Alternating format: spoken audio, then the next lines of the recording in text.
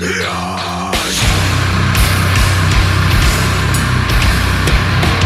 up? This is the Eagle and DJ Tay on 6 Feet Under on overkillradio.com. And today we've got Warring Monk with us here today on the show. Warring Monk, what's up, guys? Introduce yourselves. Take a second.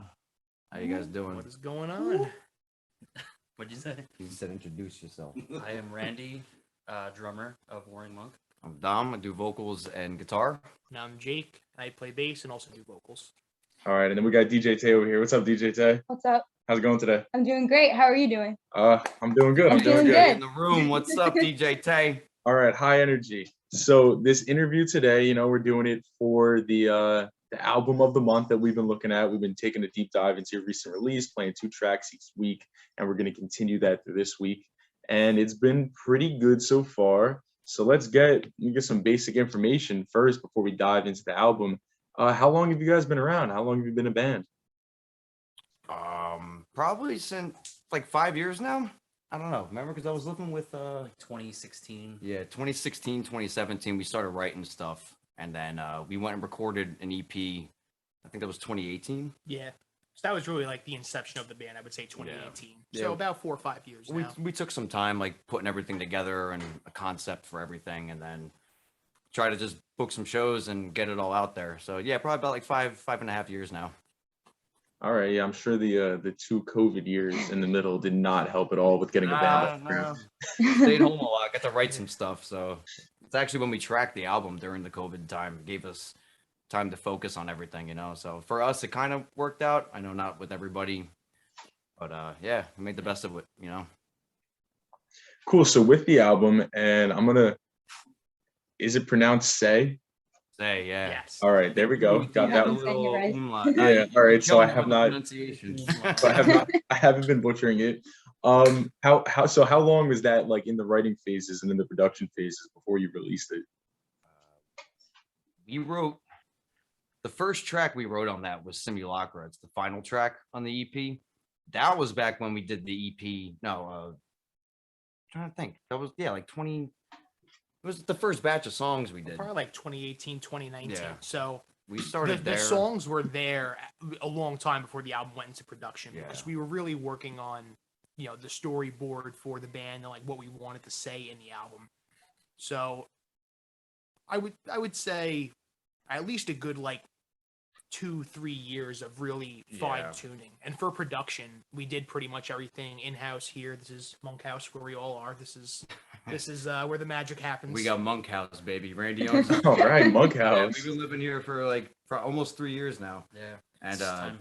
our whole setup's in the laundry room right down there. And it's like tinier than like a studio apart. It's just so small. And we got the drums in there, live amps, we got everything. And we just track live in the room. So it's cool to have like a base to do everything, but it started a little bit before that. So yeah, it's probably like 2-3 years of production on it. And then we went and tracked it all live in 3 hours one day.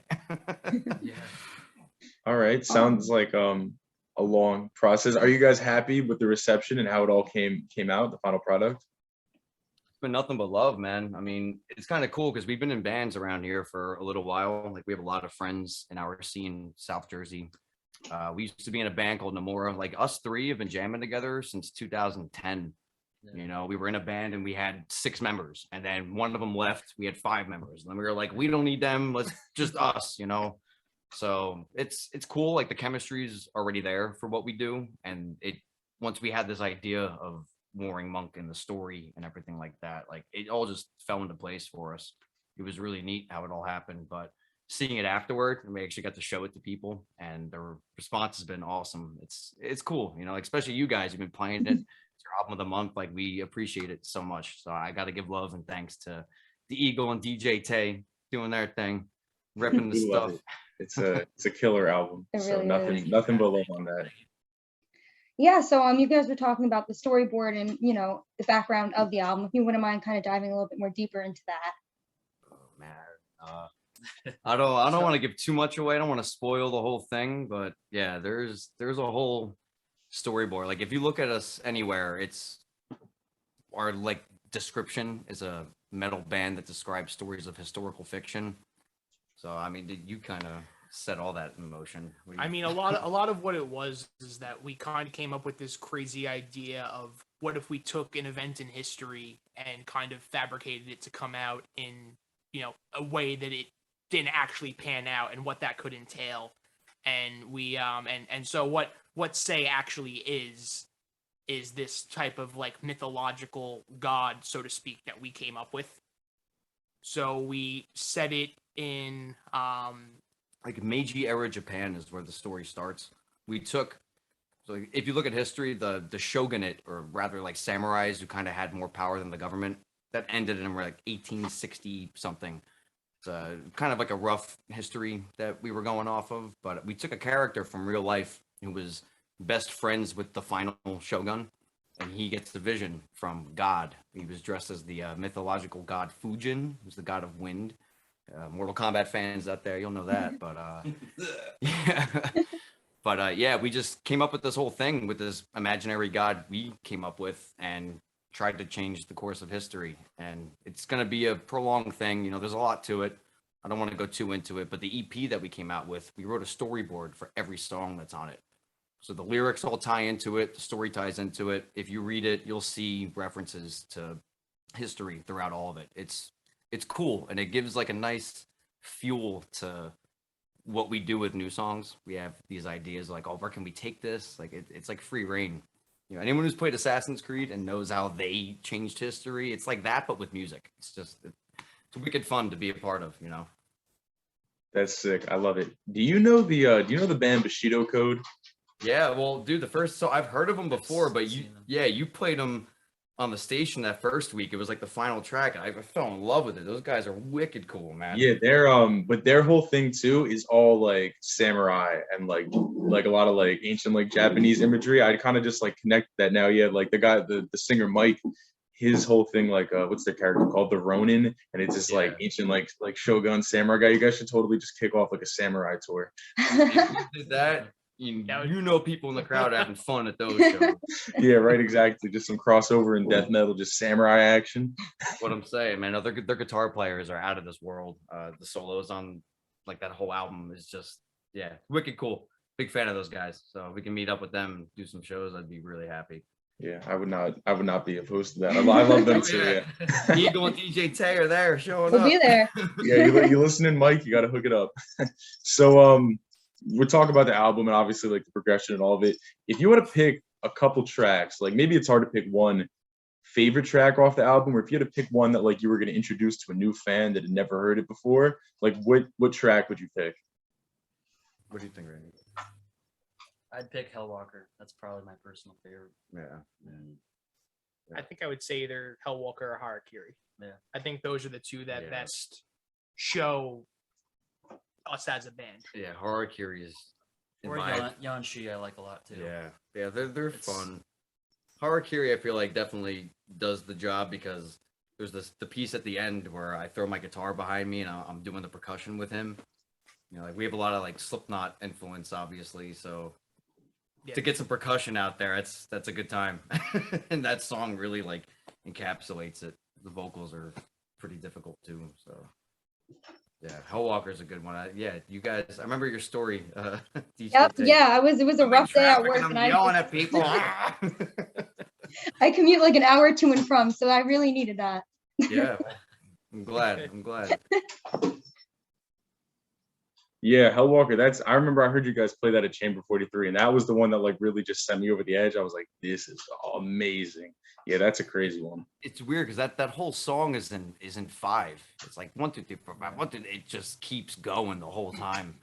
Even the breakdown at the end, it goes on forever, like too long. But we did that intentionally. We don't care. It gives he has like a sick drum solo in it and stuff. So we were like, I wonder if people are gonna jive with that, because it's not 4/4. It ain't cool.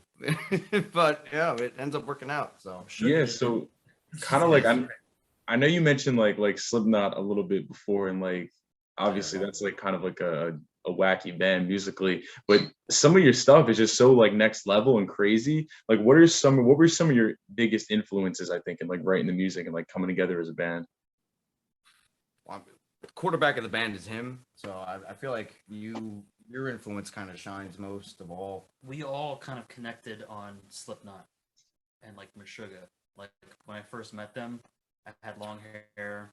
Long I time looked ago, like bro. Joey Jordison. Like that was- 2009, we met him. Now, Yeah. I used to be a drummer, and I met Randy. I'm like, I don't got to play drums anymore. I got the sickest drummer in the game, bro. So- That was actually a fun little joke between us because he wanted to play guitar for so long and he was such an excellent drummer in all our projects. I said, until you find someone who can play drums as good or better than you, you're not allowed to play guitar. And then we found Randy. From this boy, and yeah, Yeah.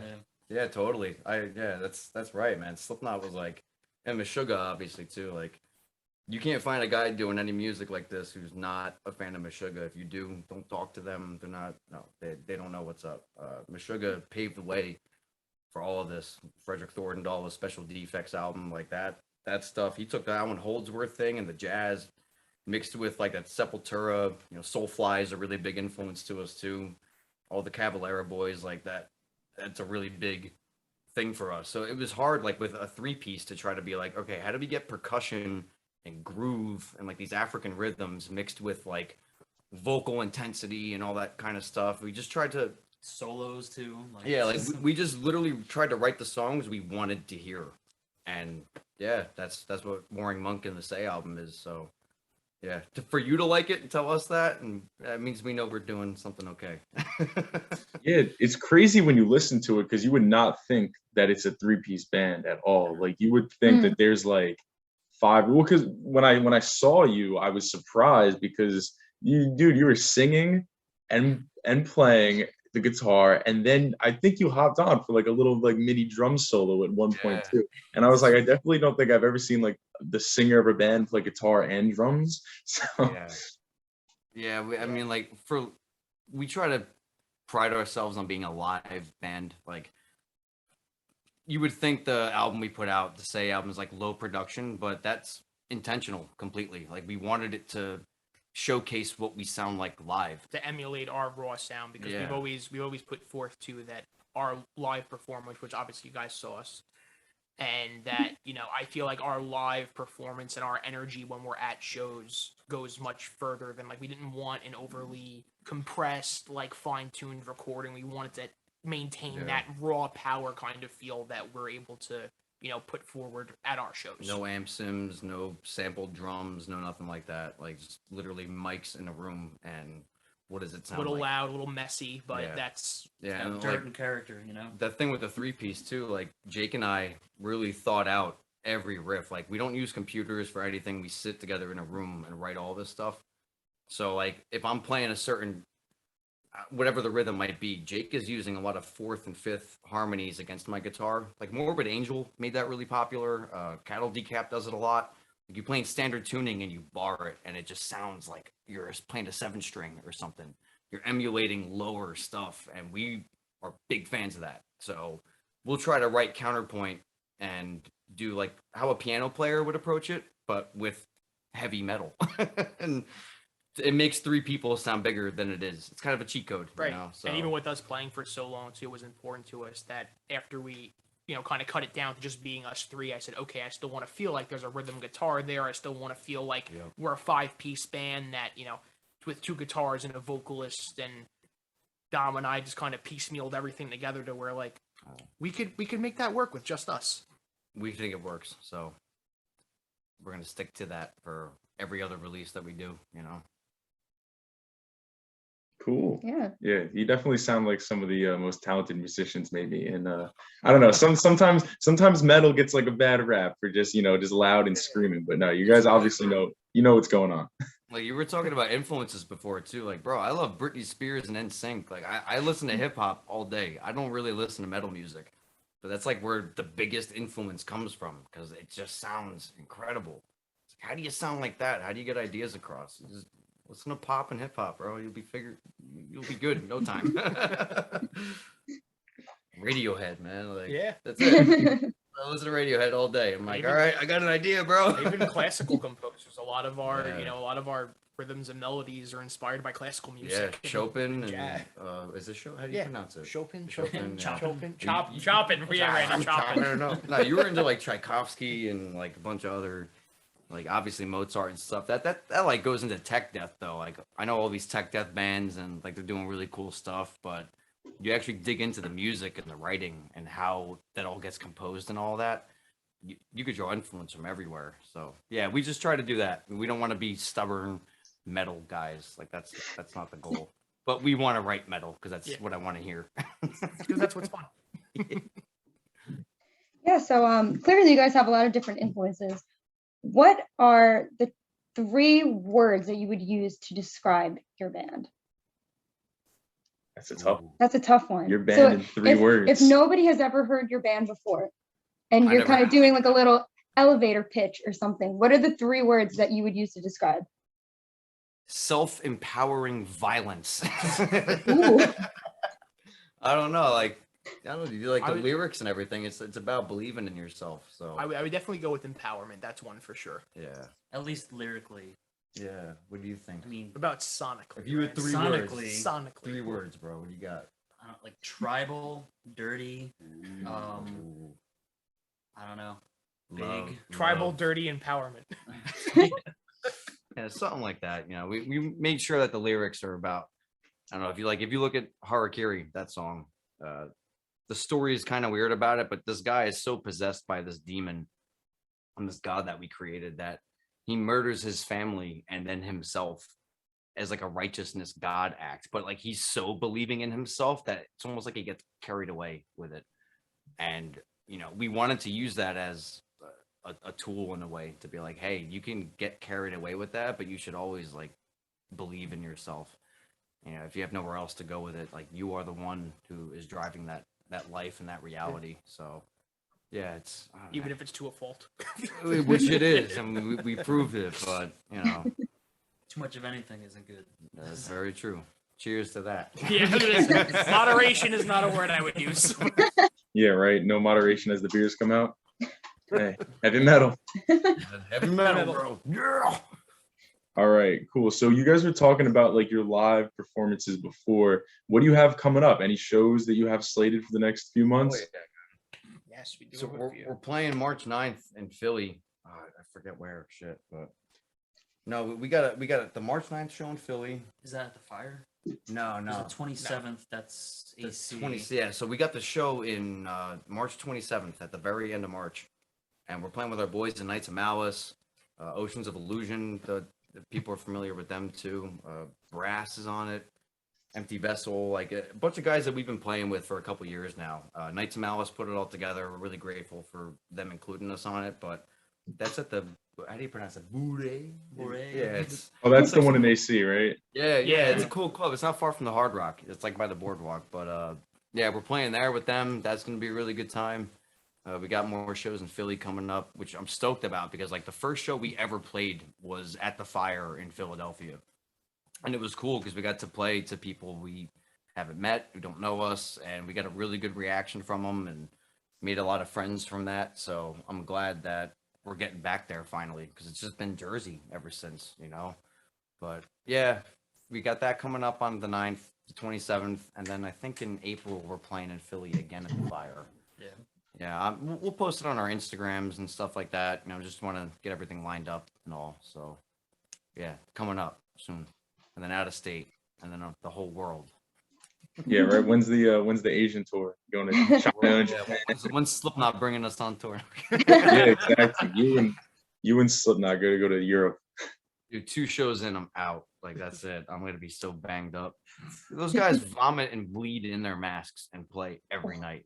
There's no excuse, man. If you could do that, anyway. They're pretty nuts. Yeah. Yeah, we just bought tickets to go see them in Brooklyn, but I think we've seen them like 3 times by now, or 3 or 4 times. They're crazy. First show I ever went to was like 8 years old. Ozfest 2001, right? Nice. I saw Slipknot. Yeah, it was dope. It was the best thing. I saw that. And I'm like, that's what I want to do. Well, you're almost there. Trying, bro. All right. So while we're talking, I guess this is a fun question. If you guys could go on tour with any band, who would you pick? Any lineup? Don't say Slipknot. Anyone but Slipknot. You got to pick someone else now because I think we know that you like Slipknot. Oh man. Any band. I'm trying to think of like a curveball one. You know, dude, like any metal band's gonna want to play with any metal band, right? Like, what are the tours now? Archspire's got that tour coming up. Like Gotta all play that with tech One dev Direction, stuff. bro. Yeah, play with One Direction. I mean, you know. Go Ride would be cool. Havoc from Mob Deep goes out, does a tour. We're like, yeah, we're gonna open up. Like 50 cents. Like, yo, I need a metal band to open. I don't know, dude. I put Go Ride, man. Archfire. Yeah. So we got Personally, Spite. I would love. Yeah, dude, Spite's yeah. Spite's dope. energy. Their new songs. You heard the other new track Yeah, that came out with, right? Caved in. Bro, Oh, dude. ridiculous. Yeah, we love the Personal guys in favorite of Spite. mine. Totally. There's a band from France, Bordeaux, France. They're called Gorod, and they've been in the tech death game for like 20 something years. We're really good friends with them. Like any chance to go with those guys would be insane. Those guitar players are out of this world. The vocalist is insane. The drummer is insane. The bass player is It's all like insane. everything's insane. They're cool. I don't know, like anyone that we can learn from and be inspired by, and it's hard not to be with all the amazing bands that are out there right now. So yeah, I don't know. One of them. There's a few. There's a few there. Well, if anyone's listening that can help with that, you know, that's it. That's the Yeah, sure, bro. Dude, All we'll right. play with anybody, man. Like it's weird for us because we're not a hardcore band. We're not. It's hard to fit in. It's hard to like fit in anything. We're not necessarily gent, or we don't really whatever the fit into any type of fuck that little is, yeah. subgenre cubbyhole. So But I just want to play with anyone because if we can put on a good show and at least have fun and people in the crowd can have fun. I'd open for that's- Anderson .Paak if we could. Dude, Anderson .Paak, stop. No, did you see him on the Super Bowl the other day? Bro, no one said anything and he's on the Super Bowl. Him and Fitty showed up like, dude, we're just going to shut it down. Fitty. People were caring about Eminem. I'm like, dude, did you see Pac playing drums? Yeah, Anderson .Paak, his Malibu album. Never mind what he's doing with Silk Sonic. No, that Malibu album is the best thing in the world. all right. Warring Monk co-headline with Anderson .Paak, that's right. International Tour, all I hit him up, 7 but he won't continents. answer me. All right, we got one more funny one in here. I asked this to everybody that I've interviewed. It's not crazy. Don't want to put you on the spot too much. So hypothetically, right, if we were to walk into a zoo right now, what's the first zoo animal that you would go see? Man, I hate zoos. Do they captive animals? And I still eat them. Cougars and stuff. We have to Yeah, rethink this question. I get a lot of mixed responses. A few people have kind of gone off about how much they hate zoos, but then I've got a lot of interesting Yeah. stories out of it too. You know what I love looking at, bro? When I went to the Baltimore Zoo, Yeah. flamingos. You would be a flamingo boy. Him and seahorses and flamingos, They dude. look, It's- dude, they're just chilling. Yeah. They look happy. Listen for the flamingo influence in the monk music. It's in all there. Jake, bro. All It's in Jake. there. Envious. I like the monk. It's in my stage performance. The monkeys and the gorillas, man. They just because they react with you too. Like if you're at a window and they're doing stuff, then they do stuff back. I don't know. Probably them. But it always makes me feel bad going to the zoo. 'Cause you go to Yeah. the zoo and you see them captive, and you're like, shit, this isn't cool. But yeah, I don't know. Probably that. Yeah, If you had to pick. flamingos. All right, flamingos and gorillas. Yeah, all right. It's a mix. Yeah, I've never seen a flamingo at a zoo actually.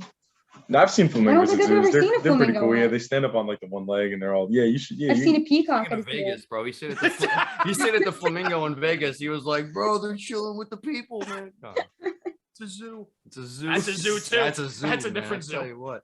Different kind of zoo. You see them drunk people in the pool? That ain't cool. That's a zoo. That's an aquarium. That's a human zoo. Make money and go there. That's all right. All right, so that's about all that we have to ask you. Do you guys have anything that you want to add or plug? I mean, blogs. Probably just follow us on Instagram, and we've been on TikTok for a little while now. We post all this behind the scenes stuff in the room that we recorded the album with. And it's just us hanging out, drinking, and playing, and it's I feel like it's Get a like little glimpse into our creative process and how things actually go Yeah. down, and you'll also get to hear us not at our best when we're practicing. So yeah. There's a lot of mistakes. yeah. and Oh yeah. There should be. Any band you hear who has no mistakes, They're lying. I'm lying to you. Yeah, but nah, probably just do that. You know, keep up with us on the social media stuff, TikTok, Instagram specifically, because we're gonna be posting a lot more there. You know, we're gonna try to be getting more shows and posting more videos from them. So if you're with us on that, then you'll see the whole thing. You'll see the behind the scenes too, and maybe you'll like what you hear.